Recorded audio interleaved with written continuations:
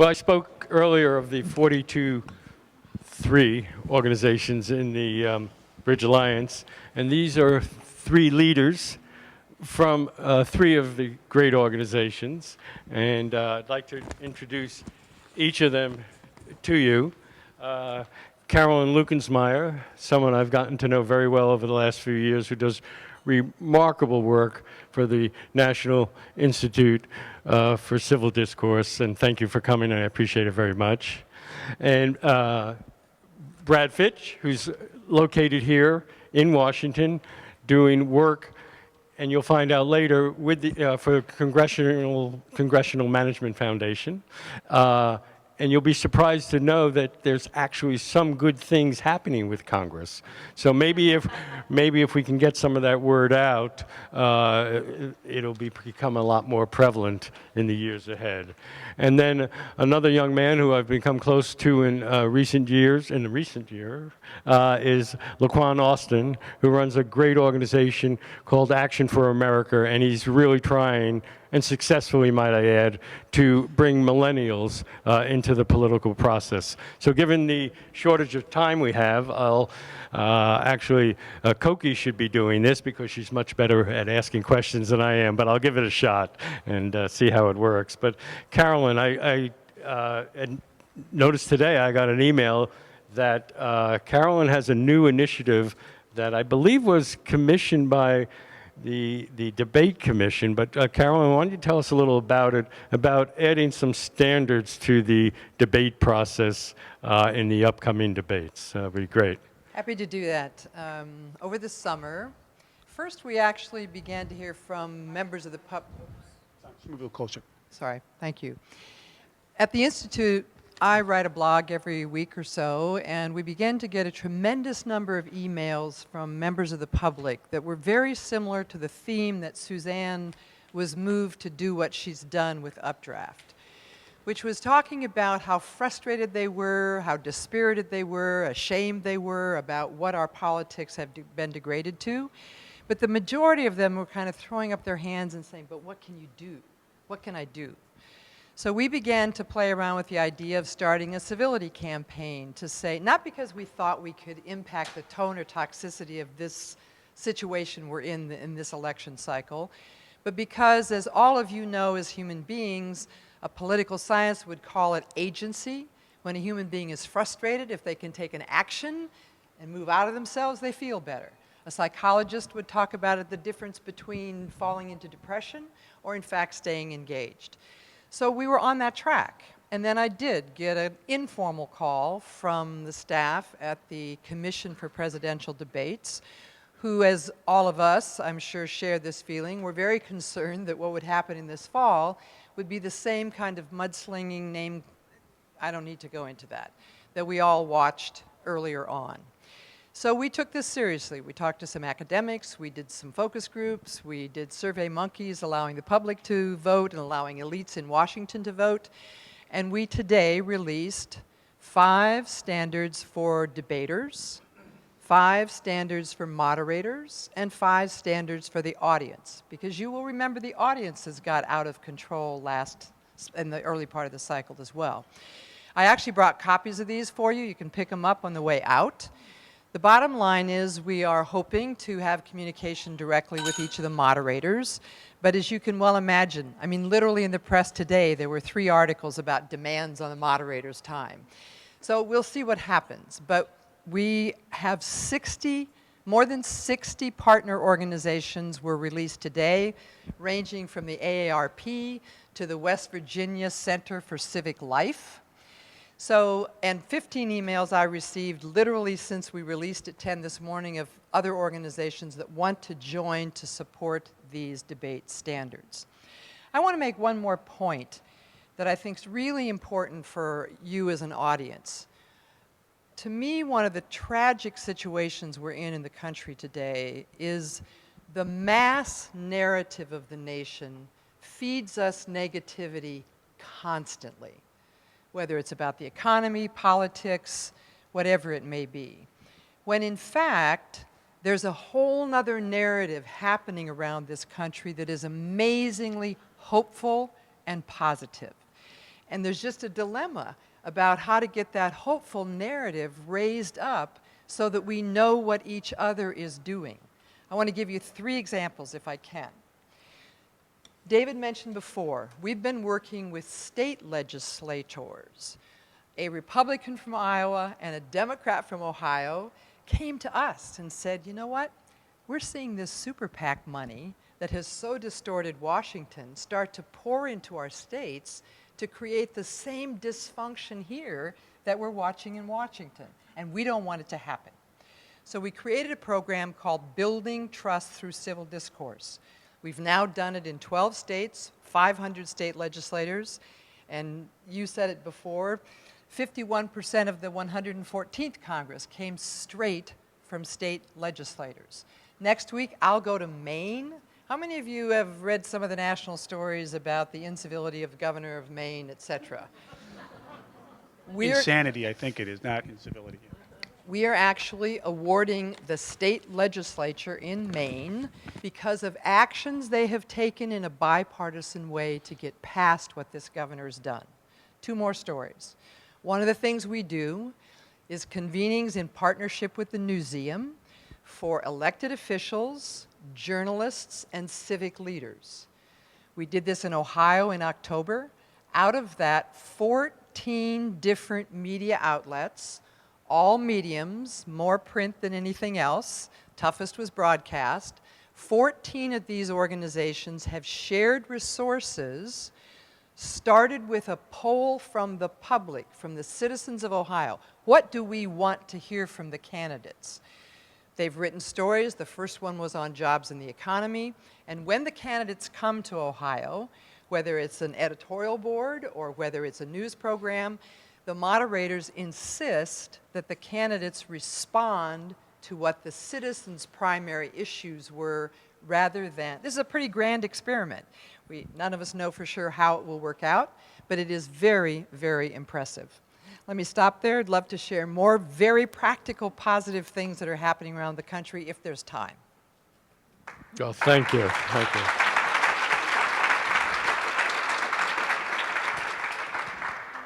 Well, that's a fabulous start to this panel discussion, and it adds specificity to the generalities that I spoke of before, and maybe it brings some understanding to you why, as someone who never did anything in politics in my life before because I was frustrated, became excited about the potentiality out there.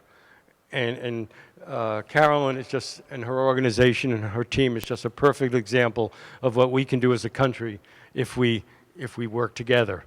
And there's 2 other great examples on this panel. Brad Fitch, who has been working with Congress for many years. So Brad, why don't you give me some thoughts, and then you can go in any direction you want on the changes you've seen in the last 30 years in how Congress operates, and guess perhaps both on the bad side, but through your efforts, maybe on the good side as well.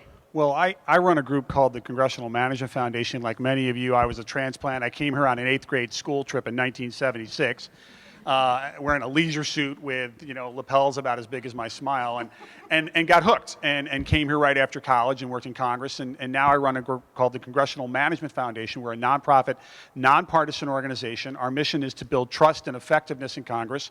Clearly, we're not very good at what we do. But we're a scrappy bunch. But frankly, we have a more intimate understanding and connection to the United States Congress than any other organization in America. And that's a really bold statement, but we back it up with both our numbers and our connection. We do private, confidential retreats, management training. They bring us in to solve their problems. We're like both their analysts and their small business consultants. More than 1,000 staffers from over 300 congressional offices participated in one of our programs last year. And where I see the source of optimism, and on another level, pessimism, is the despair with the data point that Cokie shared, where 2/3 of Americans don't think that they have a voice in government. And they're wrong. They are dead wrong. Because if you look, and you guys know members of Congress, and you probably know some, maybe your neighbors, is that the #1 influencer for a member of Congress who hasn't made up their mind is a constituent. And I know this from being inside at least 10,000 decisions that members have made when the door is shut. They're sitting there and they're saying one of three things. It's something I got from a focus group. I asked a chief of staff what members of Congress use to make decisions. And the chief of staff said to me, well, my boss uses the 3 H's. Now, what are the 3 H's? And the 3 H's are head, heart, and health, meaning political health. They analyze the issue, that's head. They use their heart. They hear their personal stories. They are moved. They're just like any other human beings, despite what you've read, who are moved by personal stories. And health, political health. Let me give you a data point to back this up. CMF is one of the only organizations that is able to do surveys of the United States Congress. Most offices have policies. They won't do academic surveys. They'll do ours because they know our mission is to try to help them. Since 2005, we've been asking the same question. We've done it 3 times. We've gotten a list of answers, and it's the exact same data to this question. And the question goes to senior congressional staff, anonymous survey. If your member of Congress has not arrived at a firm decision on an issue, how much influence might the following advocacy strategies directed to the Washington office have on his or her decision? Would it have a lot of influence, some influence, or no influence at all? The number one answer, 3 times, 3 surveys, the last one done in October of 15, was in-person visit from constituents. Now, why do people believe that? Why do they think then their voice doesn't make a difference? And, you know, with all due respect to one of my journalistic heroes over here, the media realistically, and this is a bold statement, doesn't really cover the Congress. If you look at who gets on This Week, about 11% of members of Congress get on This Week or Meet the Press. What are the 89% doing? And keep in mind, the media's business model is all heat and no light. You know, I had an opportunity a few years ago on a press secretary trip. I was at Hill staffer for 13 years, and I got a chance to meet another one of my journalistic heroes, Tom Brokaw. And at the time, NBC News had a regular segment called Fleecing of America. Guess who was fleecing America? You bet. Uncle Sam. So think about it. This reporter and this producer had a quota system. Once a week, they had to find a negative government news story and run it. And I had a chance, you know, I'm a press secretary for a U.S. Senator at the time. I said, Mr. Brokaw, I said, is that really fair? Are you showing both sides of the story? Isn't that what they teach us in journalism school? And he said, Brad, he said, we just don't cover the story the day the bank wasn't robbed. When they're listening to constituents, whether it's increase Alzheimer's funding, whether it's to prevent ophthalmologists or optometrists from performing procedures at VA hospitals, or whether it's to prevent horses from being transported on double-decker trucks. And I use those examples because that's what Congress wrestles with. You hear about immigration reform and entitlement reform and war in Syria. Yeah, the leadership messes around with that. But the other 90%, they're trying to listen to you. Is it because it's in their best interest? Yes. That's the system Mr. Hamilton and Mr. Madison gave us. They do have to listen to you. And it does work, and they do listen. And that's one of the shocking things that people get surprised when I do my talks, is they really do want to hear from their constituents. They would love nothing more than to have a thoughtful conversation on the impact of NAFTA on their constituents, or whether or not they should be looking at these solutions to Social Security reform. But there are lots of factors, and I agree with the earlier panel, that it is systemic. It is not the people. 56% of the United States House of Representatives was elected since 2010. Half of all members of the Senate are on their freshman term. We have term limits in America. They're called elections. They're working very well. Thank you very much. We don't need new systems like that. What we need to do is we need to look at other systems that could help. One last point, and I'll pass on the microphone, is you asked about what has worked and what has changed significantly in 30 years. And I would have to say one factor, probably not the biggest, but one factor has been the focus on congressional travel and the inability of members of Congress to build relationships over time with travel. You know, there's this vision that they go on junkets. You know what? I've been on these trips. You know what these trips are like? First of all, you start on Sunday. You maybe go 4 or 5 days. You're working 12 hours a day. You're going to meetings. They're fascinating. It's fun. That's what people like us want. We like to go on these things. But this era of the junket is over. It ended in the 70s and 80s when the media started doing scrutiny on. I was talking to a reporter, comes to me, I won't say who it was, and he said, my editors want me to do this piece on, you know, my senator on this travel, and they couldn't find any really bad things, but they really wanted to do the story. So they ran B-roll, the coverage of him, during on one of his trips to Kabul.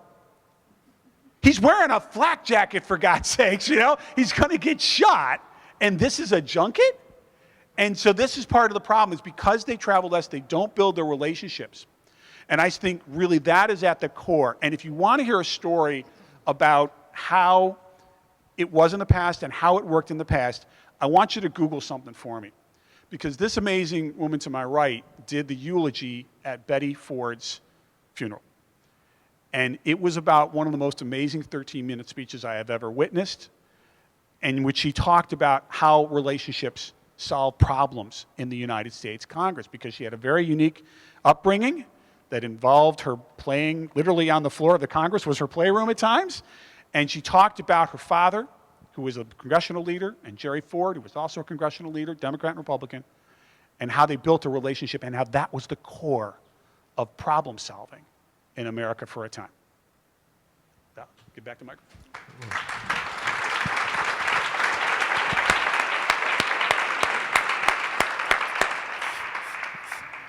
Thank you, Brad. Very much so. Especially in these times where we all are rather cynical about Congress. So thank you. And perhaps that's a good segue. Speaking of cynical, probably the most cynical generation out there is the millennial generation. But getting to know Laquan and the great work that he's done through Action for America has vastly uplifted me. And as someone who is now outnumbered by the millennials, as one of the baby boomers, I have hope that as disengaged as they are now, that they, with folks like Laquan and the great work he's doing, they can become engaged and they can bring about a new system of governance in the United States. So Laquan, why don't you talk a little about the fact that they are disengaged, but what your plan is of bringing them in the process and what millennials want that's different than old-timers like myself want. Sure, I'll do the best I can. But before I start, will you guys join me in first just thanking Cokie and David and Susan and Jack for this wonderful event? Would you just join me with a round of applause for these guys? And Debbie Lynn, Molyneux back there, my co-project director. One more quick round of applause. I actually want to thank you all for just coming out and just listening to what we have to say. So give yourselves a round of applause just for being here too. So just really quickly, a little bit about myself. I actually grew up homeless in Newark, New Jersey. Anyone who's ever been in Newark, New Jersey, you know it's laden as the third most crime-ridden city in America. I grew up homeless there till I was almost about my teenage years or so. And oddly enough, growing up in that environment, I found myself as a conservative, a Republican. You could imagine what Thanksgiving was like when I had hair, conversations in the barbershop was like an African-American growing up homeless in the hood in Newark, New Jersey. Always really made for great conversations. And I found myself working in politics at that because I wanted to change the environment or the circumstance for people who grew up like I did. Ran about a dozen or so congressional races, 2 U.S. Senate races, and even a gubernatorial race in my home state of New Jersey. So I really immersed myself in the political climate. And after some time, I actually got pretty frustrated with it. I got frustrated because I was helping these folks get elected, and then once they were elected, they became part of the problem in D.C. That I helped these folks get elected because they were supposed to move the ball forward on a lot of major national issues, and were failing to do so. They were there grandstanding and not actually leading communities. It bothered me, so I stopped.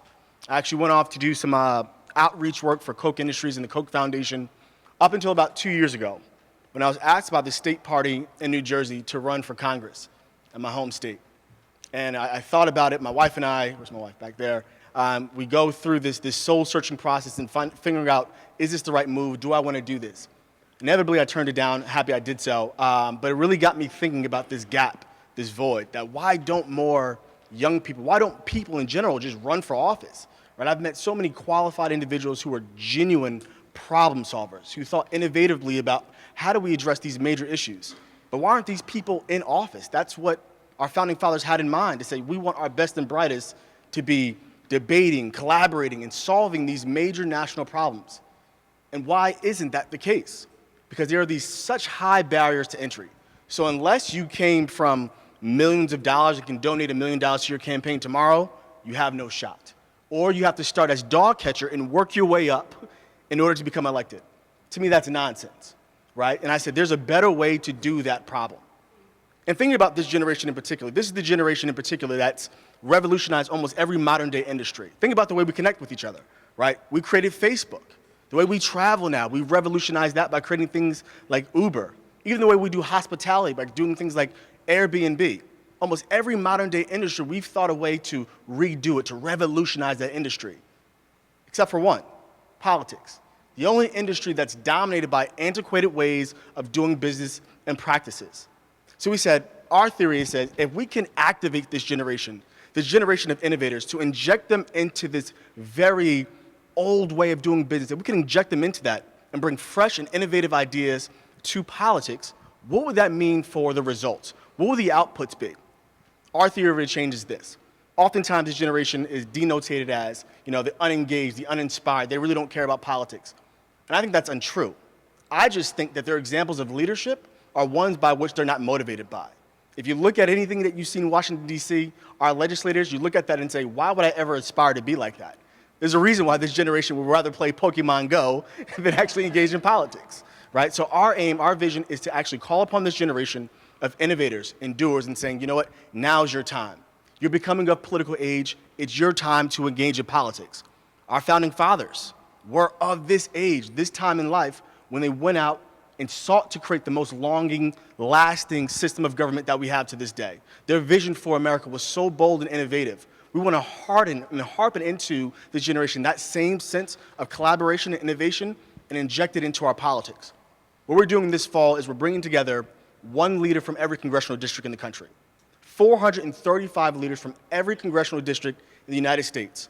Democrats, Republicans, independents, but also not just politicals. We're talking about those folks who do engage in the arts. We're talking about those folks who do work on Wall Street, those folks who are going out and building innovative and private enterprise businesses and saying, we want you to come together and draft and create a vision for where this country should go over the next 10 years.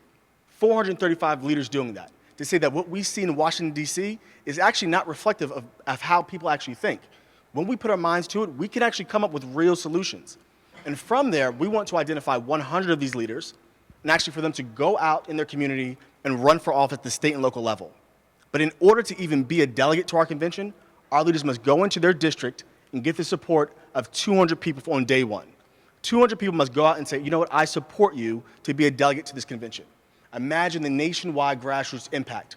435 leaders, all getting the support of 200 people simultaneously around the country, developing a real, autonomous grassroots infrastructure to support these leaders. So I've been so inspired by some of the people who've stepped up to be a part of this movement. One of our folks, he's an actual rocket scientist in Arizona. Like, that's what he does for a living. He's a certified rocket scientist. Another young lady, she's the first ever African-American, first ever woman president of a chamber of commerce of one of the major cities on the East Coast. I mean, these really incredible next generation leaders stepping up and saying, you know what, I'm so glad we're coming together to rethink, to reimagine what our politics can be like. And these leaders working together to kind of forge ahead a new future, a new vision, has been so incredibly inspiring. So David, when I think about this generation and how they're engaging and seeing them engage at this level, has been breathtaking. Because the narrative that we see told in the media, there's a third narrative out there that's boiling up, that's beginning to surge, and it's the time is now for this generation. And I'm so incredibly inspired by all the work of these many organizations and for you guys just coming out to support this third narrative out there. So thank you guys. Thank you all. And any questions from anybody? Yes, go ahead. So whenever I listen to one of the news programs, even like NPR, PBS, and I hear politicians come on, I always cringe, because I always know that no matter who the reporter is, the politician is going to present a very black and white, unnuanced position that I can't even imagine that the other side has any valid points. And I really just would wish that they would just stop talking to these politicians who cannot actually have any sort of nuanced or complicated view. And why do reporters continue talking to these people who will not shed any light on the situation? Go ahead, Rebecca. Thank you, and David, thank you for what you're doing. It's amazing. So let me be the skunk at the party and tell you I think there's hope for the media, the voters, and the members of Congress. And I'll tell you why. It's all out there. The Christian Science Monitor is giving it to you. David Nevins is giving it to you. Suzanne's giving it to you. The challenge for millennials is there's so much out there and there's so much noise that you have to work harder to find it. But Kogod School of Business did a survey of millennials. We stopped talking about them and we decided, let's talk to them. Thank you. And let's find out, let's find out what they actually want. And guess what? Some of the leaders in this room, Nancy Roman, the head of the Capital Area Food Bank, who's sitting right there and has young kids, and I have young kids, these kids want the same thing we want, and it's not that different. And the way I described it is, it actually is your father's Chevrolet. They want a job. They want a good economy. They want to be standing on solid ground. They just prefer that you treat that ground with non-toxic fertilizer. And it's possible to do both. And just quickly, here's why I think it is. First of all, members of Congress. Cokie's covered them. We've all covered them. John Kasich told me for years, at the rate of spending right now on entitlement, a child born today will have to spend more than 80% of their tax dollars to sustain entitlements. So guess what I did as a young television reporter? I knew no one was going to listen to that. There was a new study coming out from the Congressional Budget Office, and I knew that nobody was going to listen. So I went to Fairfax Hospital, and I found a child born today.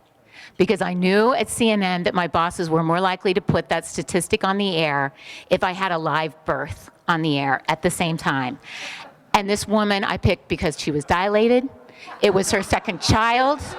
I was on deadline, and Cokie, you know what happened? The assignment desk called and said, we need your photographer back. And the doctor, I'm not kidding you, it's an excellent hospital, said, do you want us to use forceps?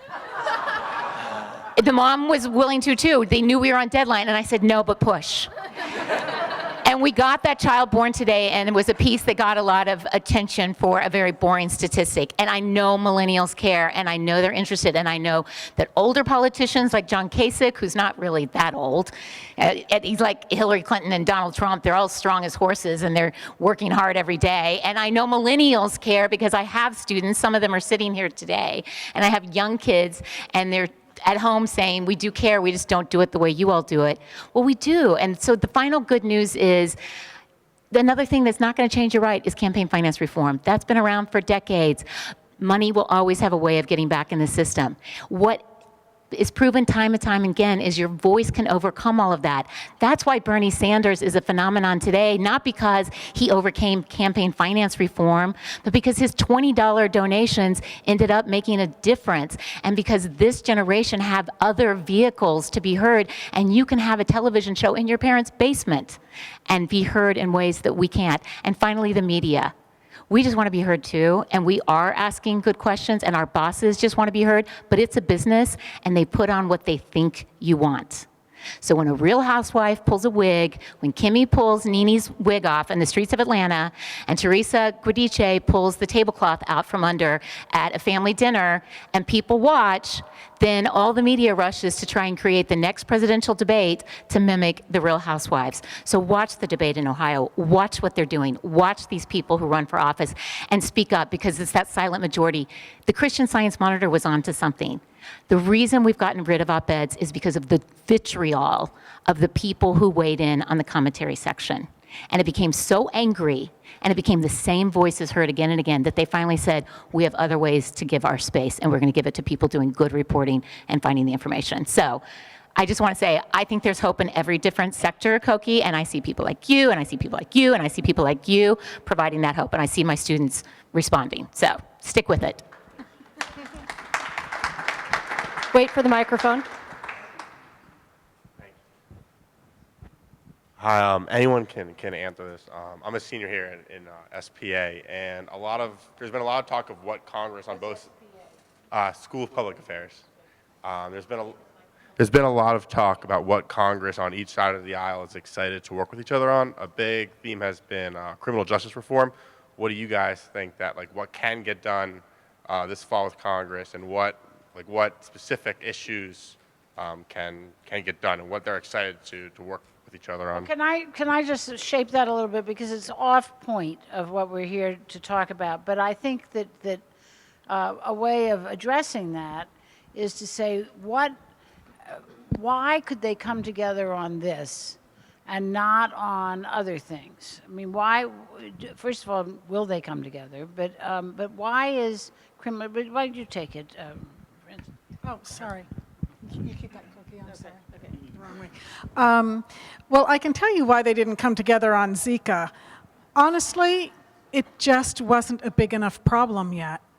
They weren't hearing enough from their constituents about it yet. It's very difficult to get Congress to risk and be proactive before a problem turns into a tidal wave and lands on their doorstep. So that's the real answer about it. And so in the meantime, because it's not a crisis yet, they can use it for their political purposes and posturing because the election is coming up. So that is the real political reason about why we haven't gotten anywhere on Zika so far. And there is momentum building for criminal justice reform. Whether it will get done in this Congress or not, I don't know. I sort of doubt it because we really are, everyone's just trying to get the budget done and get to the elections, which, you know, the Senate is just endangered from the Republican side of flipping, and they've just got to get out there and campaign. But it's an issue that has legs, and it will carry over into the next Congress. And eventually, you know, for big stuff to happen in Congress, you have to be committed as a lawmaker. It can take a decade. It can take a long time. And those people who care about it, they are going to keep pushing the ball up the hill. And it will get done eventually. One of the very many good reasons to oppose term limits. Yeah, go ahead. One of the reasons I think that we don't have, or we are seeing movement on criminal justice reform is because there's not a national association against criminal justice reform. There's no grassroots network out there that is opposed to it. So remember my 3 H's, head, heart, and health? They're working with their head and their hearts. And there's nothing really affecting their political health. Now, on the positive side of things, where we do see action is things like Alzheimer's research. You may not know this because it didn't make the front page of the Washington Post, but there has been significant progress in the Congress in the last 4 years on Alzheimer's research and pulling it together under HHS. It was disparate, but the Alzheimer's Association of America worked this campaign, and 2 years ago, they made it happen. Why? Because 1 in 5 Americans are touched by mental illness. And people got out and they talked to their members of Congress, and there wasn't a national association against Alzheimer's research. And it worked, and that was, you know, some of those examples of it happening. But I think that's what's happening on criminal justice reform. I think we have time for one more question, and then there will be people still around if you want to talk to them later. Okay. All right. I'll get the mic. My name's Dan Johnson with the Tax Revolution Institute. We are a proud member of the Bridge Alliance. They've done a great job with what they're doing. My question is actually toward you, Brad. Going around the country and talking to people about how they can actually influence elections and how they can actually influence politics has been an amazing experience, because most people believe their vote doesn't matter, their ideas don't matter, they can't talk to their congressman, et cetera, and yet when they see the numbers of how easy it is to affect that, they get hope and they actually get engaged. So my question to you is, you mentioned that the number one way that a vote, for lack of a better term, is flipped, is when a constituent visits them in their office. What are some of the other major ways that they noted, and you may have this on your website, but what are some of the major ways that they noted that constituents can affect that besides flying to DC? One of the myths out there is that their members are not listening to their constituents. They're listening so much they're going deaf. There are so many different ways to communicate to members of Congress. And if you do go to congressfoundation.org is our website. We have a number of surveys on this. But because there's a cynicism out there, they think their voice doesn't matter. Go to a town hall meeting. There's going to be 20 or 30 people there, and the members are going to listen to the members of Congress. My first job on the Hill was working just over the D.C. line for a Maryland member as a press secretary, and I went to 100 town hall meetings over 4 years. Best political education I got. You'd have somebody say something in Annapolis that he hadn't heard before, and then somebody else saying something in Glen Burnie, and he'd go back to Washington and tell the chief of staff, everybody's talking about it. And I'm like, 2 people are talking about it, but, you know. It is really remarkable how just a few Americans can get together and influence their members of Congress, but it does take a little time and it takes a little commitment. What? Yeah. Oh, okay. This sounds kind of like a hokey message, but I want to just come off what you said, that when people are hopeful, they get inspired. This is the entire reason why the Monitor is trying to report on what works and where there is common ground. Because without hope, there is no citizen participation. If they think absolutely nothing is working in Congress, absolutely nothing is working in politics, what is the point of voting? What is the point of being engaged? So, I mean, hope is really what I'm all about in this beat on Congress. And as I said, I know it sounds hokey, but it's exactly for the reason that you mentioned. Which is why we're all here tonight, and why Suzanne has mounted this wonderful exhibit. And it really, it is inspiring, and actually it's educational, because what we're all finding out is that there are other people out there. And the more that word gets out, when I'm constantly saying to people, the only way you fix this is for voters to punish people who don't cooperate as opposed to punishing people who do, because that's the current setup.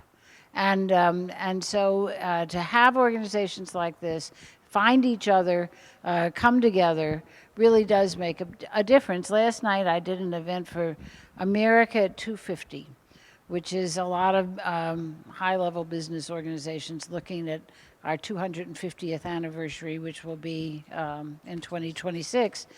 And the millennials really were good news, because they were the most hopeful people. They're particularly hopeful about what happens when they take over.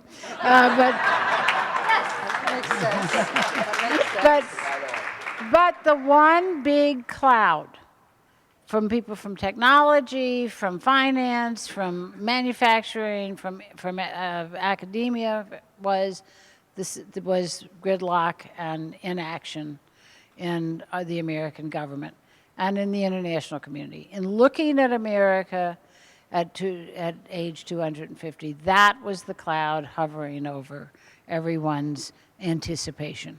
And so it is really worthwhile to get involved here. Suzanne's done a marvelous job of visualizing it for all of us. David, of creating an institution to bring people together. And all of you for being here. And the only thing I can say is keep it up. Thank you for being here.